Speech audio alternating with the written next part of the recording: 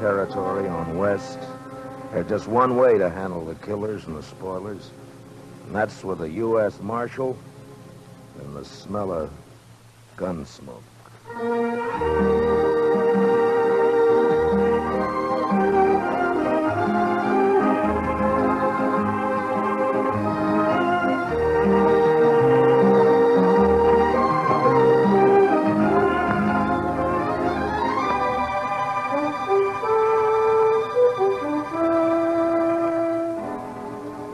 Gunsmoke, the story of the violence that moved west with young America.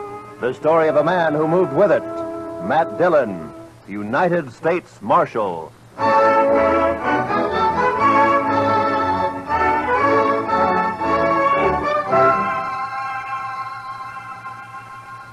Wanted for murder. Wanted for murder. Clay Richards. Clay Richards. Age 31. Height 6 feet. Eyes brown. Hair red. Eyes brown, hair red. Hey, how'd you like me to print his picture on these notices? I got a woodcut. Let me show you. Ernie! Yep. Fetch your marshal a copy of that front page. Interviewing Clay's wife yesterday, I noticed a tintype on the mantel, their wedding photograph. So, first thing you know, I snitched it. It's very thoughtful. Yeah, I'll take it, Ernie. Here. And then I propped it up in front of me and carved me this woodcut. Ain't she prime? Ain't she just elegant? Real elegant. Good likeness, don't you think? Of course, he was 7 or 8 years younger with the tintype. Yeah, it's a good That's likeness. his hair short. Doesn't show what makes a law-abiding man like him try to rob a bank. Doesn't look like a man who murdered an old cashier and a Chinese cook who just happened to be Sure there. sweated over it, though. But it's a good likeness. Yes, sir, it is. A picture like this sure dresses up the front page, don't it? Yeah, it's a little masterpiece, Mr. Hightower, a notable contribution to the culture of Dodge City. Well, thank you, Marshal. Does fetch the eye, don't it? I'm printing an extra 500 copies of the weekly, and I bet I sell them all. Too bad the cashier's shot went wild. If he'd managed to kill Clay or even wing him, why, I bet I could sell 1,000 extra copies. We must be thankful for the blessings we do receive, Mr. Hightower. Oh, I am, Marshal, I am. Why, just before it happened yesterday afternoon, I didn't know what I was going to fill my columns with, and then, like manna from heaven, 2 murders and a bank robbery. Attempted bank robbery, Mr. Hightower. He turned and ran before he got his hands on so much as $1. Yes. Still, as you say, like manna. Dillon, I'm talking business. What is it, Chester? Well, it can wait, I guess, Mr. Dillon. Yeah, print Clay's picture on those notices, Mr. Hightower. Now, where were we? Eyes brown, hair red. Oh, yes. Also known as Red, Bricktop, and Sorrel. He didn't answer to no other nicknames, did he? No, that's what they call him. All right, then in big letters, $400 reward. Dead or alive. And at the bottom, apply Matt Dillon, Marshal, Dodge City. Print 200 copies. How soon can I send Chester over for him? This afternoon. Good morning, Mr. Hightower. Chester.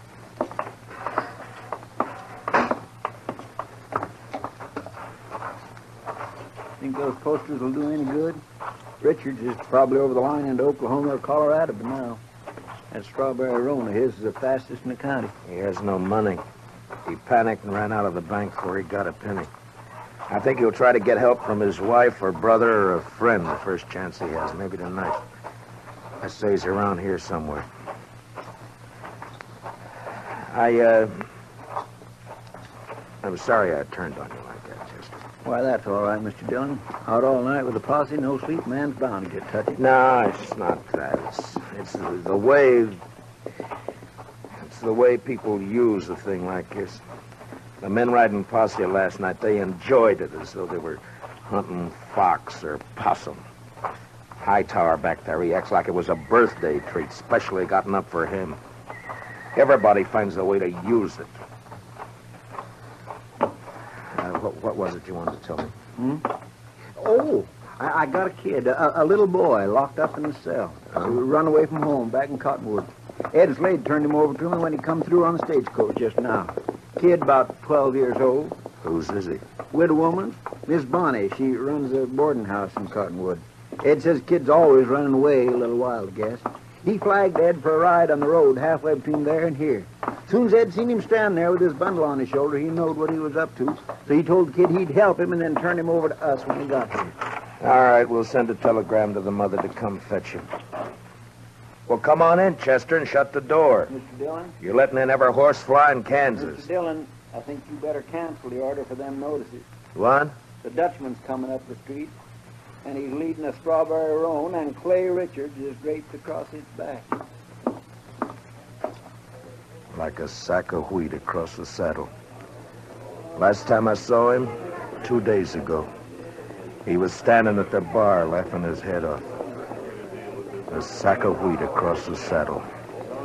And followed by half the saloon bums and loafers in town. All right, Chester, make him keep back. All right, now stand back, you fellas. Come on now, back. Stand back. Ziegler? How'd it happen, Ziegler? My old billy goat, he pushes open the fence last night and runs away. Forget your goat. What about Clay? Yeah, I tell you. This morning I go to look for a goat. I walk here, there. From near the river, I see Clay. He sits there. I say, hello, Clay. Wie geht's? You dirty Dutchman. You no good dog. Clay was your best friend. He helped you buy your farm, so you killed him for the war. All right, all of you. Keep back, everybody. Clay? Me? No, my brother, he was like... We was in the war together. Peter, listen. You killed him for the war. Not so! I kill nobody. Not since Gettysburg. Clay is dead already when I find him. I don't even own a pistol. Ziegler, inside, quick. Yeah. Chester, give me a hand with Clay. All right, all of you. Listen up. Shut up! I will not tolerate a disturbance. You know me. I got him, Chester. Take his leg.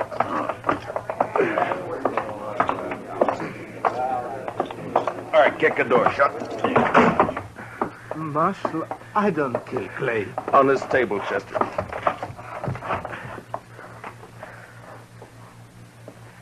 What'd you do with Clay's gun? His holster's empty. Gun? Clay's? I ain't got it. I don't even own one. Chester, see if it slipped out. while His we were holster was empty coming up the street. First thing I noticed. Maybe it's over on the... Another customer? Why, that's 3 in less than a day. Oh, bountiful harvest. My fees this month will keep me in luxury. In luxury. Doc, I want to have an inquest as soon as possible. Well, as soon as I finish the autopsy, shouldn't take long with the practice I've had this week, huh? No. Late afternoon all right with you? I'll take him up to my office right now. No, thank you, Chester. I can carry him all by myself here. You just open the door there like a good fella and... Yeah, Marshal, tell the city fathers I'd like to make a deal when the corpses are as famous as this one. Back in 53 in San Francisco, the fellow I knew earned a fortune exhibiting the head of Joaquin Murrieta. Tell them if they'll let me keep the remains, I'll do the autopsies for nothing. Shut the door, Chester. Ziegler, where is it you met Clay on the river? By the fort. This side by the fort. Ride out there, Chester, and see if you can find Clay's gun. Maybe he dropped it when he was shot. I did not shoot Clay. Sure. I did not. I had no reason to. I did not. Now, you listen to me. Maybe you think Dodge has got so big I don't know about everything that goes on here. Well, if you do, you're wrong. If you think I don't know about the bank having an overdue mortgage on your farm, you're wrong. $400 is reason enough for a struggling farmer like you. No. Could not do such a thing. I am a human being. To a peace officer, Ziegler, that's enough grounds for suspicion. But whether you did it or not will be decided at your trial. In the meantime, you just stop yammering about it. Trial? Me? Even when I shoot somebody, I stand trial. If they find it's justifiable homicide, and they probably will, Clay being a wanted man, then they'll let you off. And if not... Please, I am permitted to go now. Go. Are you crazy? I found this stock. I must look after it. You sit right down. You want to be lynched? You're trying to get yourself murdered? Have you forgotten about Clay's brother, Adam? Adam would not believe I shot him. What difference does it make whether he believes it or not? His brother's been killed. Everybody's looking to him to do something about it, and he knows it. You want me to guess where he is right this minute? He's in one of them saloons lapping up courage to come in here and ask me to give you to him for a present. You want to know who's with him? Every loafer, every bum, every slob in town. Slapping him on the back and telling him what a shame it is. Taking him on to kill you so that they can have some excitement and some fun. Well, maybe you deserve killing, but it's my job to uphold the law, and I'm not letting you out of here. Well, I tell You might that... spend your time trying to think up a better story. That is, if you intend to stay in this town. All right, now think back. Didn't Clay go for his gun before you shot him? I tell you, I didn't. If I'm not under arrest, you have no right to keep me here. I got to look after my farm. I go. All right, Chester, lock him up. Yes, sir, Mr. Dillon. Come on now, Ziegler. Step out, Sonny. This cage is bespoke. Who's in there, Chester? That little old runaway from Cottonwood? Oh. Yeah, come over here, son. Come over here to me. I know who you are. You do you? You bet. You're Matt Dillon. I'm guilty. I knowed you right off. You just pointed out to me one day back home. Filler says you was the fastest gun thrower in Kansas.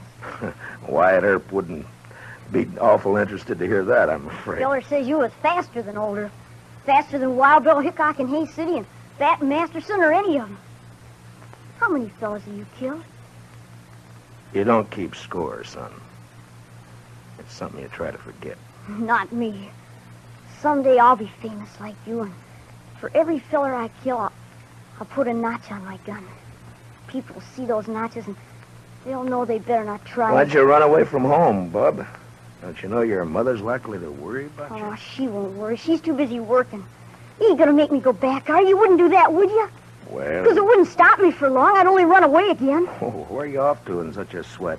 Oh, Texas, California, Mexico. Fella can accomplish things there, not like living in old Cottonwood. If you let me go, someday when I'm famous, you can tell people you helped get me started. Well, that's a pretty strong inducement. I'll have to think about it for a while. And, look, while I'm making up my mind, I want you to give me your word. The word of a man who'll be famous someday that he won't try to run away from me. Otherwise, I'll have to have Chester lock you up again. Oh, I'll shake on that. Good. Chester, I want you to go look for Clay's gun. Yes, sir, Mr. Dillon. And on the way, stop off and send that telegram. You know? Hmm? Oh, that telegram. Yes, sir, Mr. Dillon. I'll do Where's that right. Ziegler? It's all right, Chester. Go ahead. Yes, sir, Mr. Dillon. Where's that murdering dog? Oh, there you are. You Not know a single step further, Adam. I want him, Dillon. He murdered Clay, shot him down without giving him a chance. How do you know? Because Clay wouldn't have let anyone catch him off guard except a friend. A friend. And now, Dillon, give me that Dutchman. Try to take it. Just like that? It's like that. And it's true what the fellas say. You made a deal with the Dutchman to give him the reward and to protect him if he'd kill Clay for you. That was the deal, was it? Yeah. The fellas say why I'd make such a deal? Dillon, it ain't no longer a secret around town that you and Francie want each other. But Clay was in the way. You had him killed so you could get his wife. Do you deny it? No. It'll serve as well as any other crazy story. It'll work you up. You think you're safe behind that star, don't you? Well, Clay had friends, lots of them. I'm coming back with them friends, and we'll get the Dutchman and you and anyone else who tries to stop us. All right, Adam. I'll be waiting. Yeah. You wait.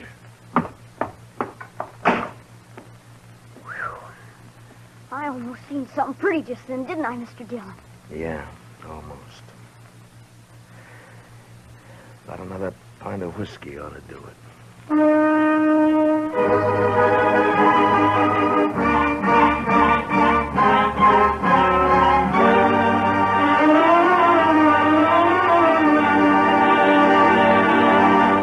We will return for the second act of Gunsmoke in just a moment, but first, many radio shows win high popularity with the prizes and cash they give away, but there's one show that's tops because the head man gives away as little as possible. What other radio program could it be but the Jack Benny Show? So be listening.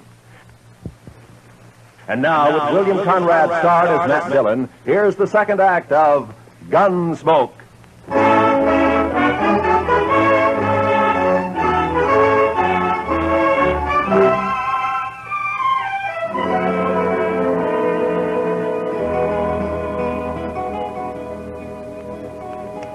Son?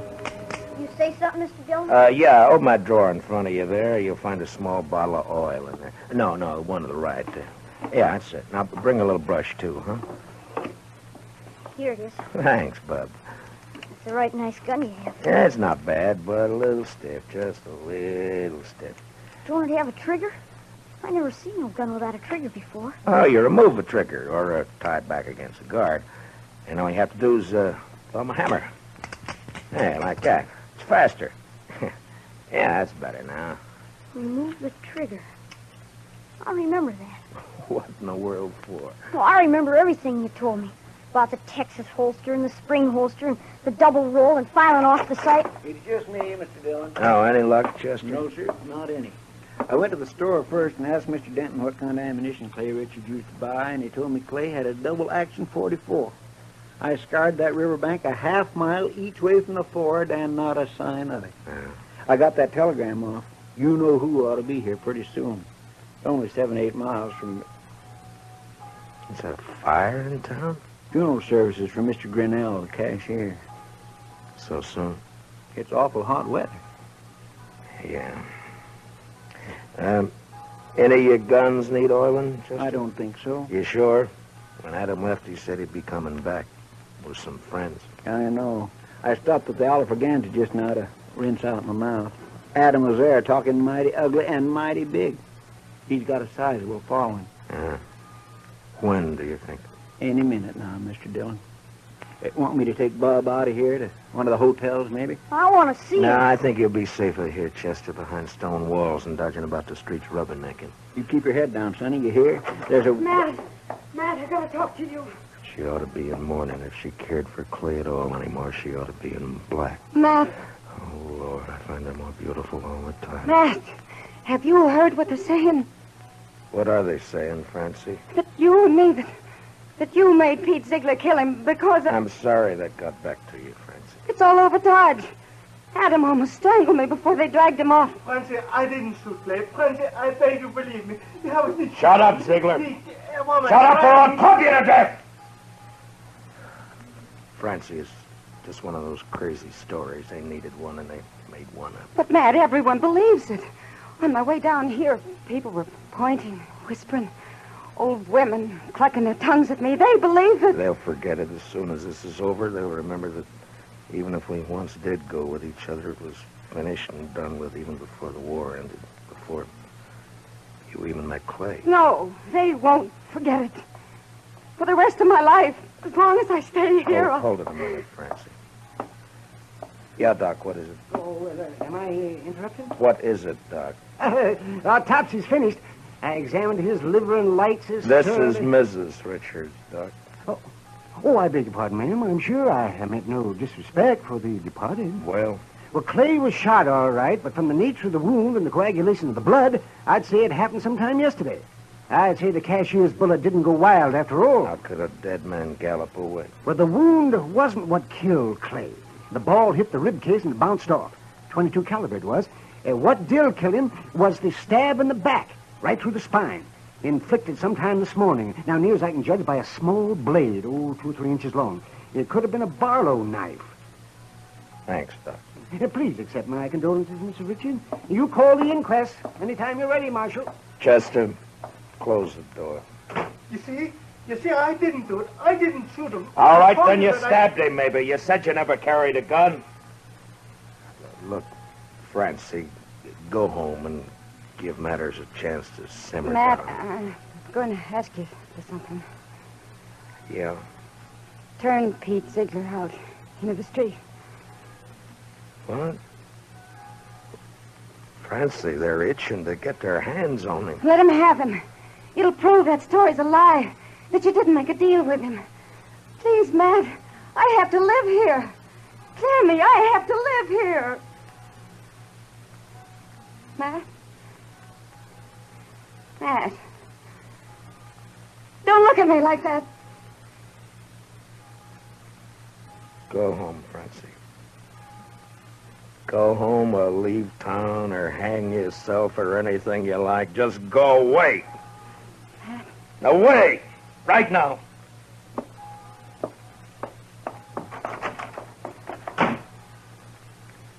I bought me a bottle at the Alafragans, Mr. Dillon. Would you care for a drink? No. Guess the funeral's over. There'll be others. Funny. No, I miss that bell. Awful quiet, ain't it? It's just... Just about on schedule. Are you ready, Chester? Yes, sir, Mr. Dillon. I use a shotgun if I were you. It's more effective when there's a mob to be dealt with. Oh, yes, sir, I aim to. Ziegler, and you too, son. If trouble starts, lie down flat on the floor and keep your head down all the time. Don't gawk to see what's happening. You understand me? Yes, sir, Mr. Dillon. All right. Dillon! Dillon!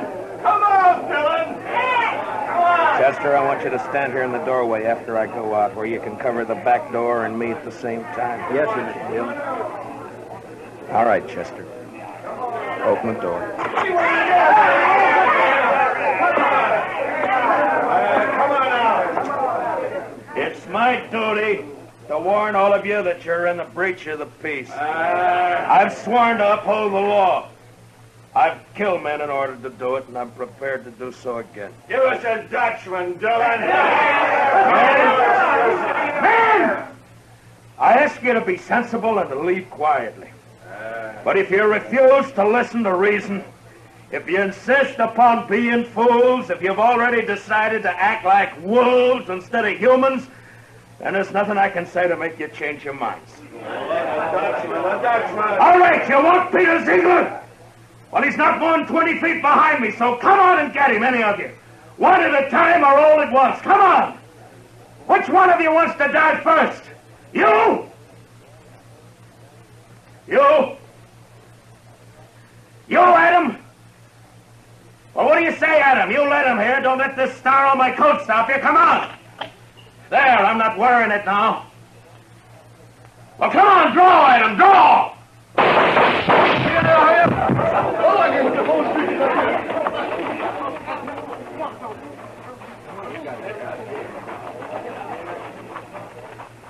You all right, Mr. Dillon? Yeah. Get his gun. Man alive, I couldn't even see your hand move. Marshal! Oh, don't tell me. Don't tell Doc, me. you make one single funny remark and I'll knock you down. You just take him to your office and get to work. Well, I never do mean to offend, Marshal. In my line of work, well, bodies, they're just so much lumber. Make all the jokes about him you please, but not to me and not in my hearing. In my line of work, there's nothing humorous about death. Give him a hand, Chester. No, I can handle it, Marshal. Thank you. Thank you. Just the same. Can you direct me to the marshal's office? Yes, ma'am, right here. I'm Marshal Dillon. Well, I left Cottonwood as soon as I got your telegram. I'm Miss Bonnie. Where's my boy? Oh, we have him, ma'am, safe and sound. Here, let me help you down. Hitch that horse, Chester. Right this way, ma'am. Oh, I'm so sorry he put you to all that trouble, Marshal. The truth of the matter is he's a wild one and no mistake. Takes after his father, one scrape after another. He was no trouble at all. I enjoy children. I like to have them around. Bob? Bob, your ma's here. Son? Chester, where's the boy? Did you let him slip past you? No, sir, Mr. Dillon. He never got past me. Look, the back door's open. He seen me and he hightailed it, the devil. We'll round him up for you, ma'am. Don't worry. Oh, I don't know why I bother hauling him back. If he's run away once, he's run away 1,000 times. This time he ran because I wouldn't buy him a gun. He wanted a real one. That boy's just gun crazy, I swear. I got him a nice Barlow knife instead. Barlow I knife? reckon it didn't signify, and off he runs. Barlow knife? The kid. Chester, find that kid. Marshal, has he done something bad with it? I told him to use it careful. He promised he'd use it carefully. No, never mind, Chester. He's got Clay's strawberry roll, and we'd never catch up to him. Oh, I try to bring him up right. I tell him to be good, but he don't listen. He just don't listen. Now, calm yourself, ma'am. Just calm yourself. Here's his little bundle, Mr. Dillon. What? Yeah, give it to me. That's pretty heavy. Here, you're better at knots than I am. Open it, will you? From the moment he was born, he's been nothing but tribulation to me. Now, please, ma'am. What's he got in it, Chester? Shirt, stockings, piece of sausage, and this. 44 double action. Yes, sir, Mr. Dillon. That's Clay's gun. Sonny didn't manage to keep it long, did he? Well, if he wants a gun that bad, he's bound to get hold of another one somewhere, somehow. Chester, call Mr. Hightower over. Hey! Hey, Mr. Hightower! Oh. Come on over. Mr. Dillon wants you. Master, could I have at least a drink of water? What? Oh, Ziegler, I forgot all about you. Chester, where are the keys? Yeah, right there on the desk.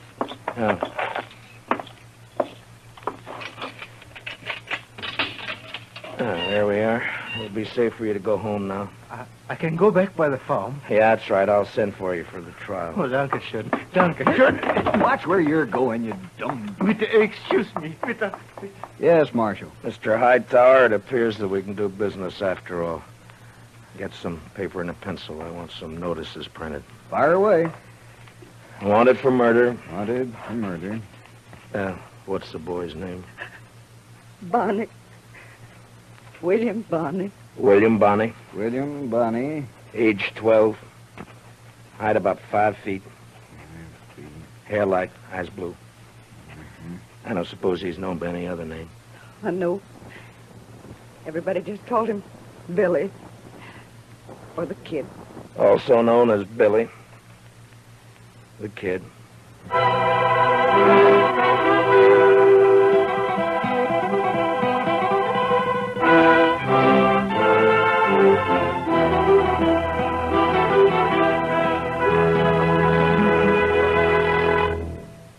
Gunsmoke, under the direction of Norman MacDonald, stars William Conrad as Matt Dillon, U.S. Marshal. Tonight's story was specially written for Gunsmoke by Walter Newman, with music composed and conducted by Rex Corey. Featured in tonight's cast were Don Diamond, Parley Bear, Harry Bartell, and Howard McNear, with Richard Beals, Paul Dubov, Georgia Ellis, and Mary Lansing. Join us again next week as Matt Dillon, U.S. Marshal, fights to bring law and order out of the wild violence of the West in Gunsmoke.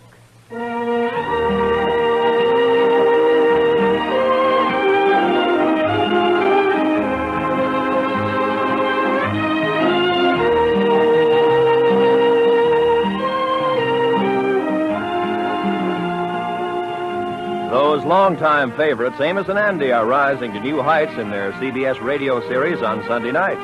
Heard on most of these same stations, Amos and Andy find trouble as constantly as ever and make it just as funny and as human as they have for more than 20 years. Be sure to hear Amos and Andy this Sunday, won't you? Right after the Jack Benny Show.